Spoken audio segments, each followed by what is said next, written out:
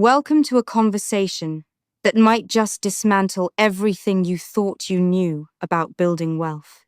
What if the biggest financial mistake of your life is actually the exact thing you have been told is the ultimate milestone of success? I am talking about the classic, universally accepted advice to buy a house, settle down, and secure your piece of the American dream. It is a fascinating proposition because we are culturally conditioned from a very young age to view renting as throwing money away. Buying a home is framed as the undisputed, undeniable path to prosperity. But today we are going completely under the hood of that assumption. We are looking at the raw math, the hidden costs, and exploring why renting might actually be the ultimate wealth building weapon in the modern economy. Exactly. We are stepping away from the emotional attachments and looking at a comprehensive review of contemporary financial analysis, market data, and economic commentary. Because the way we accumulate wealth has fundamentally shifted over the last few decades. On one hand, you have the traditional perspective that homeownership, despite the heavy initial costs, is a mathematically superior long-term strategy. That side of the argument is heavily driven by leverage, fixed cost stabilization, and forced savings. And on the flip side, you have the growing realization among modern economists that renting avoids massive, unrecoverable phantom costs. It preserves your critical geographic mobility. And most importantly, when the monthly savings are actually invested in the market, renting can generate significantly higher liquid wealth. This is not just a debate about real estate. It is a debate about how we value our time, our freedom, and our capital. So, let us lay the groundwork here. To really understand the case for buying, we have to pull back and look at a macro timeline. We are not talking about a 5-year plan. We are talking about a multi-decade view. The primary argument for homeownership is not that it is cheap tomorrow. The argument is that it acts as the ultimate financial stabilizer over a 40-year horizon. Housing is universally the largest line item in anyone's personal budget. It absolutely dominates monthly cash flow for the average person. There is simply no escaping the cost of shelter. Right. So when you secure a 30-year fixed-rate mortgage, you are effectively freezing the cost of your largest living expense in time. The market will always have dips, corrections, and spikes, but over 4 decades, the cost of housing will inevitably rise due to inflation. A fixed-rate mortgage locks that expense down. That stabilization is real. I will not deny that. But it comes at an incredibly high entry price.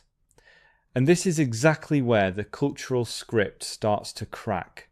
We are handed this doctrine that renting is throwing money away, which completely ignores the staggering unrecoverable costs of buying.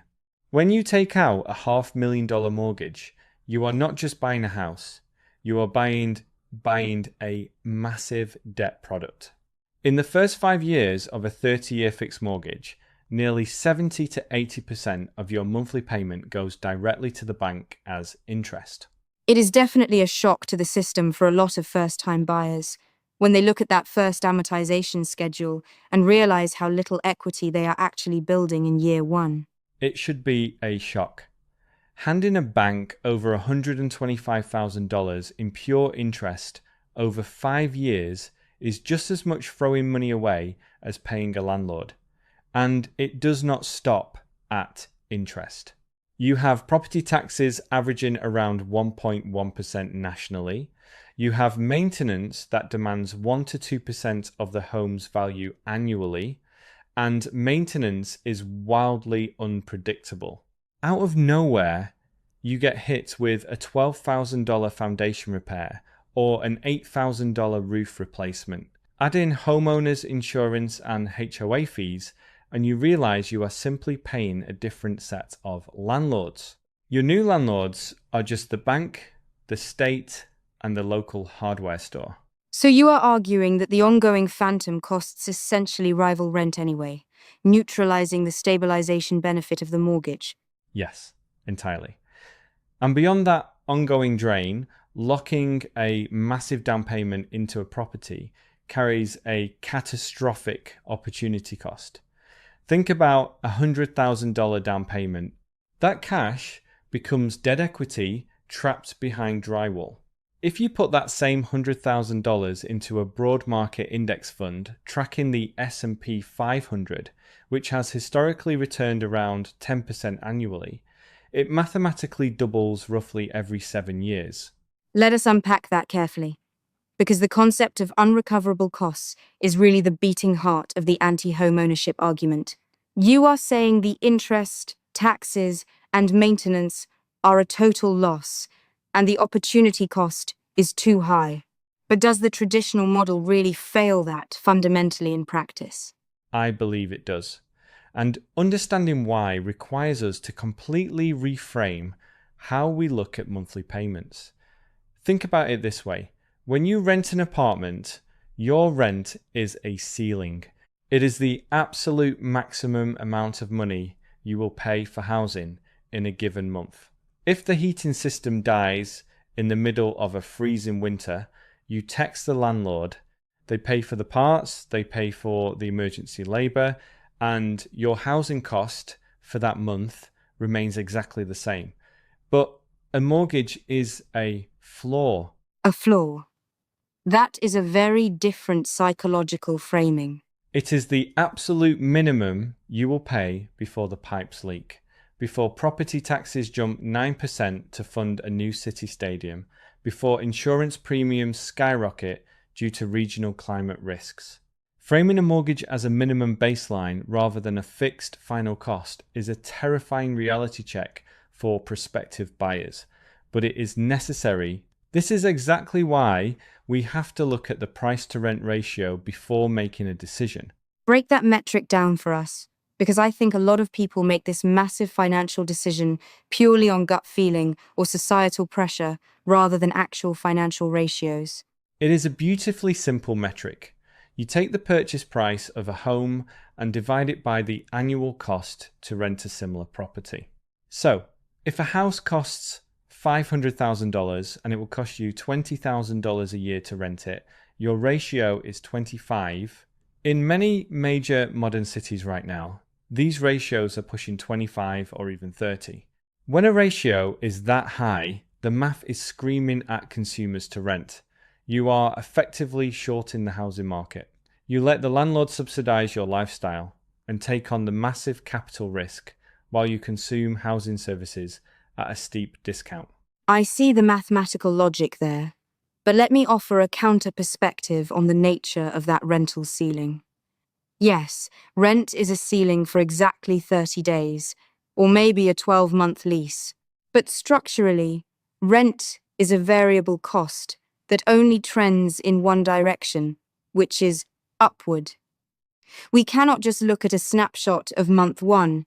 We have to look at the trajectory of the number over a lifetime. Let us say you secure a relatively affordable rent of $1,400 a month. If that rent grows at a modest inflation rate of just 3.5% annually, by year 10, you are paying over $1,800. Assuming the corporate landlords hike it every year, which they usually do. They almost always do. By year 20, you are paying $2,500. By year 30, you are writing a check for over $3,300 every single month. That assumes wages do not grow to match inflation, though. Wages might grow, but compare that aggressive upward trajectory with a fixed-rate mortgage. A principal and interest payment of $1,500 stays exactly $1,500 for 360 months. The property taxes might fluctuate, but the core debt service does not budge. In this scenario, inflation is actually quietly acting as your greatest ally. It makes that debt cheaper to service in real terms as your wages rise over the decades. In year one, the mortgage feels incredibly heavy. By year 15, it feels completely normal. By year 30, when the renter is sweating over a $3,300 monthly rent check, the homeowner's principal and interest drop to zero. The fundamental flaw in ignoring the long-term trajectory is that there is no finish line for a renter. You rent until you die. That is a very powerful image, but crossing that so-called finish line requires surviving decades of massive capital drain. We have this cultural delusion that real estate returns are astronomical because we only look at the sticker price. We see a house bought for $200,000, sell for $500,000, and we think it is pure profit. But studies from top economists, including Nobel laureates, demonstrate that over the last century, real home prices have barely outpaced inflation. Barely outpacing inflation feels entirely counterintuitive to anyone who has watched the housing market explode over the last decade. It feels that way because of recency bias and because we conveniently ignore the carrying costs. Once you account for the mechanics of owning the asset, the ongoing maintenance, the property taxes, the insurance, and the massive 6 to 10% transaction costs paid to agents when you eventually sell, the real annual return on a primary residence is often only 0.5% to 1.5%. Compare that meager return to a disciplined renter.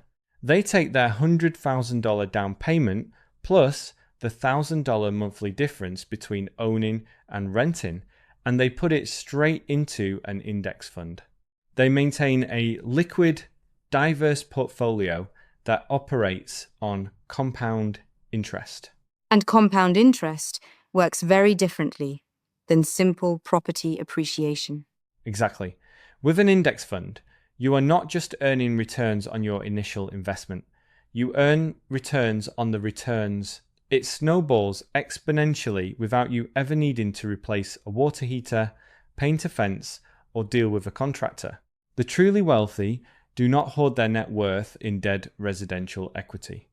They focus on cash flowing assets, private businesses, and equities. They own assets that pay them rather than a house that they have to continually pay to maintain.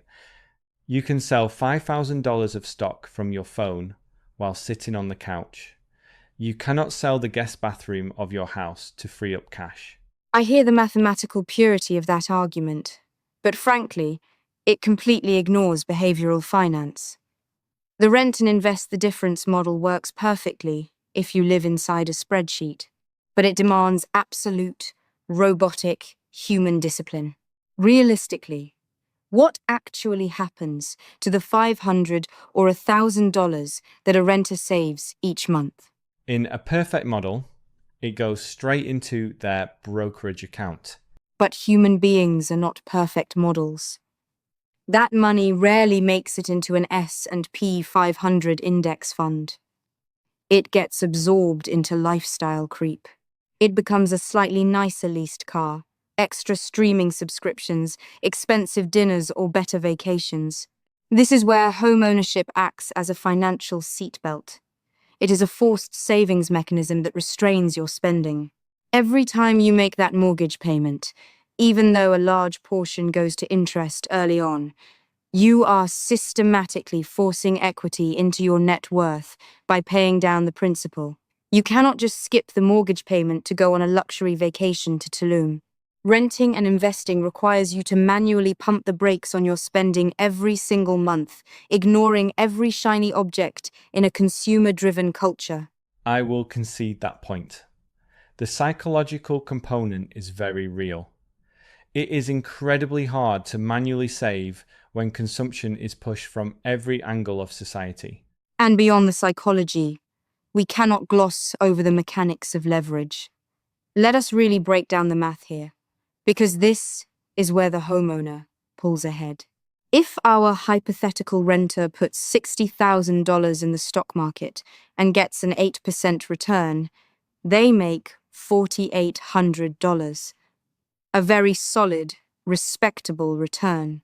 But if our hypothetical buyer puts $60,000 down on a $300,000 home and the broader housing market goes up a modest 4%, the buyer makes $12,000 in equity.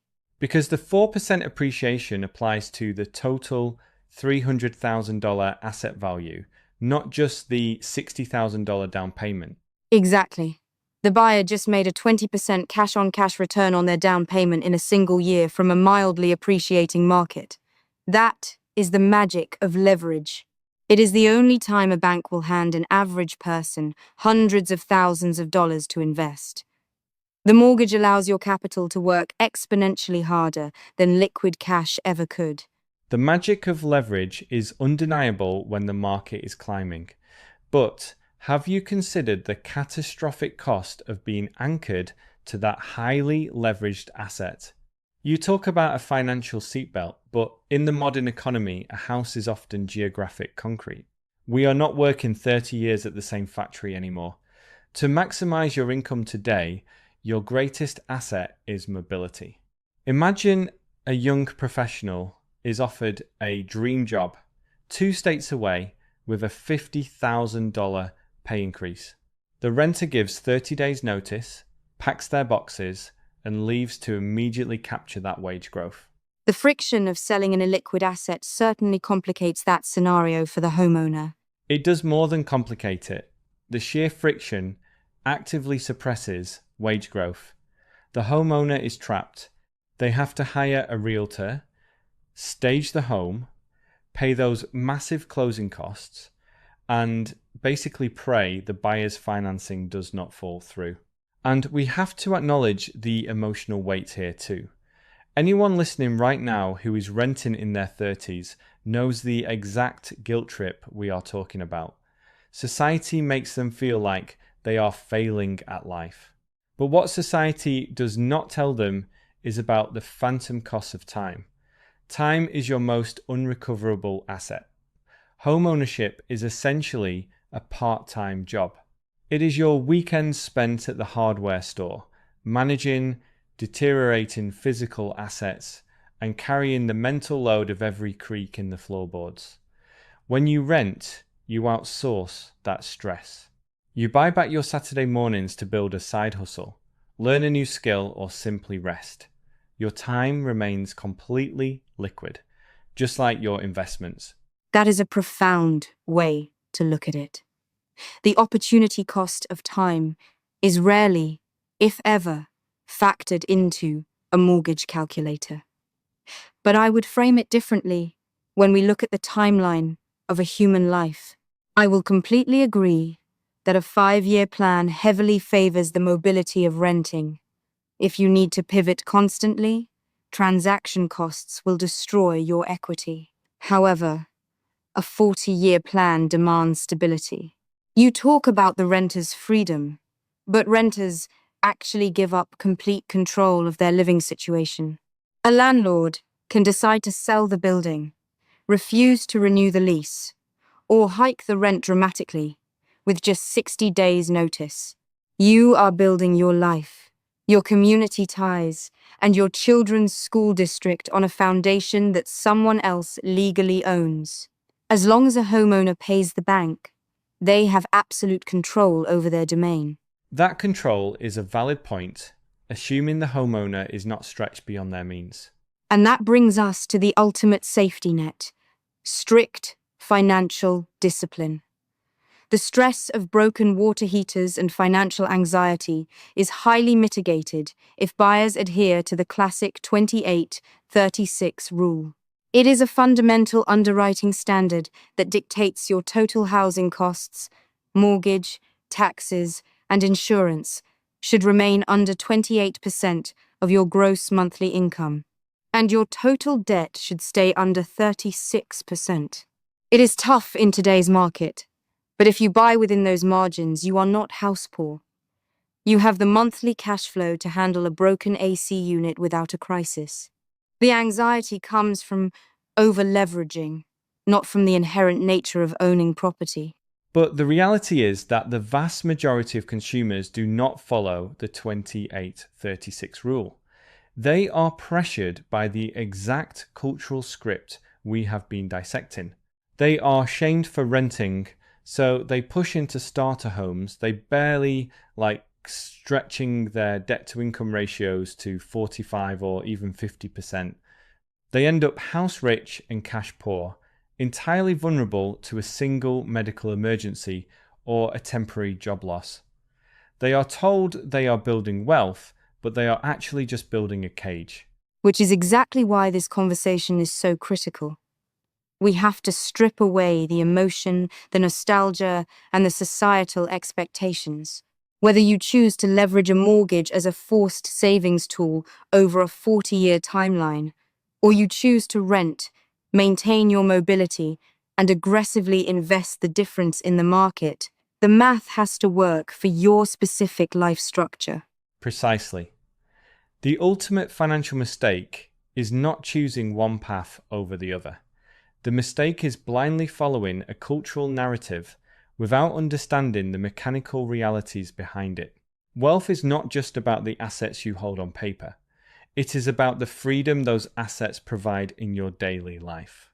If your home costs you your peace of mind, your mobility, and your liquid capital, it might be time to rethink what the American dream actually looks like in the 21st century. A perfect note to end on. It leaves us with a deeply philosophical question to ponder. Are we owning our homes, or are our homes owning us? The landscape of wealth accumulation is shifting rapidly, and the smartest investors are the ones willing to question the oldest rules. Thank you for joining this deep dive. Keep questioning the consensus, keep running your own numbers, and we will see you in the next discussion.